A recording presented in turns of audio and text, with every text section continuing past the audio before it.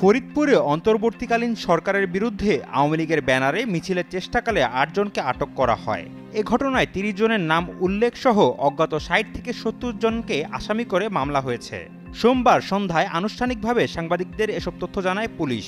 আটককৃতদের মধ্যে ফাহিম মাতব্বর সালথা উপজেলার রামকান্তপুর ইউনিয়ন বিএনপির সাবেক সহসভাপতির ছেলে।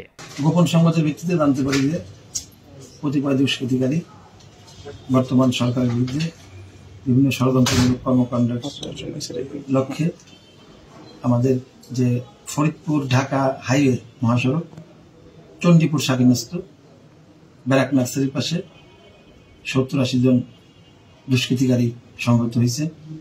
তারা রেল লাইন সহ মহাসড়কে প্রতিবন্ধকতা তৈরি করবে, জনমনে আতঙ্ক সৃষ্টি করার লক্ষ্যে। উক্ত সংবাদের ভিত্তিতে সাথে সাথে আমাদের কোতোয়ালি পুলিশ টিম সেখানে হাজির হয়ে তারা দূরে পালানোর চেষ্টা করে দুষ্কৃতিকারীরা। সেখান থেকে আমাদের পুলিশ টিম তাদের ৮ জনকে ধরতে সমর্থ হয় এবং তাদের কাছ থেকে একটা ব্যানার জব্দ করে, বিক্ষোভ সংক্রান্ত লেখা।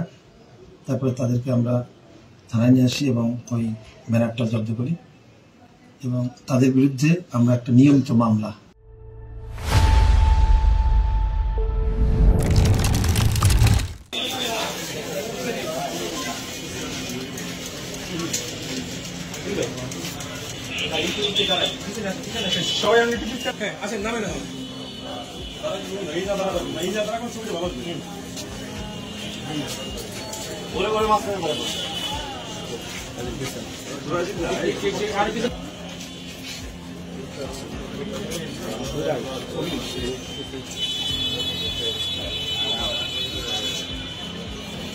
পরে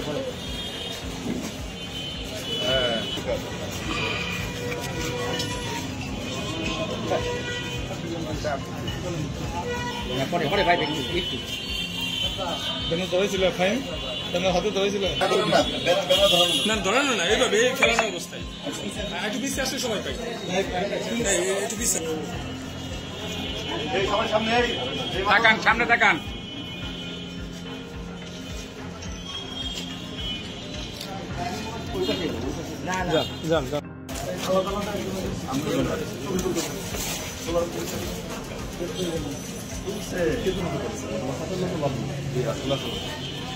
আব্বা তো মনে হয় বিএনপি করে না? বিএনপি কি কোন পদে আছে? হ্যাঁ বিএনপি আমি এটা জানতাম না, মৎস্যজীবী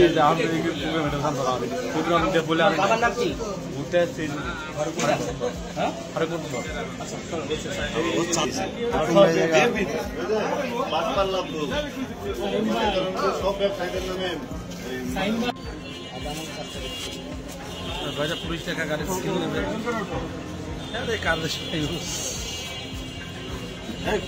পোশাক পরা পুলিশ সামনে আসে না কেন?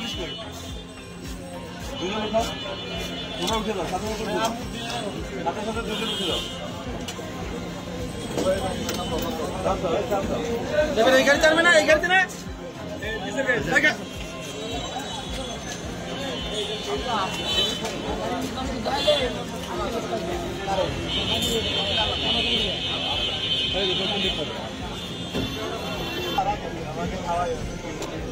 এইদিকে তাকাই।